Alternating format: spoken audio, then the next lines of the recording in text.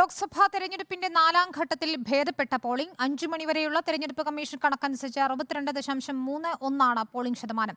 ബംഗാളിലാണ് കൂടുതൽ പേർ വോട്ട് രേഖപ്പെടുത്തിയത്. കുറവ് ജമ്മു കാശ്മീരിലാണ്. 96 സീറ്റുകളിലേക്കായിരുന്നു 4ാം ഘട്ടത്തിലെ വോട്ടെടുപ്പ്. നോബിൾ മാരിക്കാരൻ നൽകും വിവരങ്ങൾ. നോബിൾ, ആദ്യ 3 ഘട്ടത്തിലേതുപോലെ തന്നെ 4ാം ഘട്ടത്തിലും പോളിംഗ് ശതമാനത്തിൽ വലിയ വർധനയൊന്നും കാണാൻ കഴിയുന്നില്ല. എത്ര ശതമാനം വരെ പോകുമെന്നാണ് പ്രതീക്ഷിക്കുന്നത്? പലയിടത്തും സംഘർഷങ്ങളും ഉണ്ടായല്ലോ.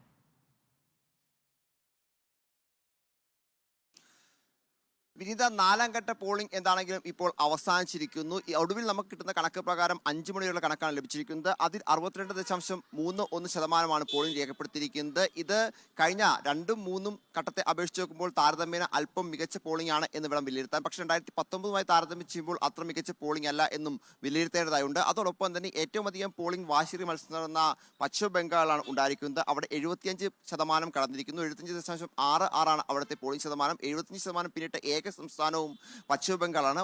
അതോടൊപ്പം തന്നെ ഏറ്റവും കുറവ് ജമ്മു കാശ്മീരിലെ ശ്രീനഗറിലാണ്. 35.75% അവിടുത്തെ ഒരു പോളിംഗ് ശതമാനം രേഖപ്പെടുത്തിയിരിക്കുന്നത്. പ്രതികൂല കാലാവസ്ഥയാണ് ഈ പോളിംഗ് ശതമാനത്തിൽ ഇടിവ് പല സംസ്ഥാനങ്ങളും ഉണ്ടാക്കിയത് എന്നാണ് യാഥാർത്ഥ്യം. പ്രധാനമായും ആന്ധ്രാപ്രദേശിൽ നിയമസഭാ തെരഞ്ഞെടുപ്പ് കൂടി ലോക്സഭാ തെരഞ്ഞെടുപ്പ് ഒപ്പം നടക്കുന്നുണ്ട്. അതുകൊണ്ട് ഒരു വാശിയേറിയ പോരാട്ടം അവിടെയുണ്ട്.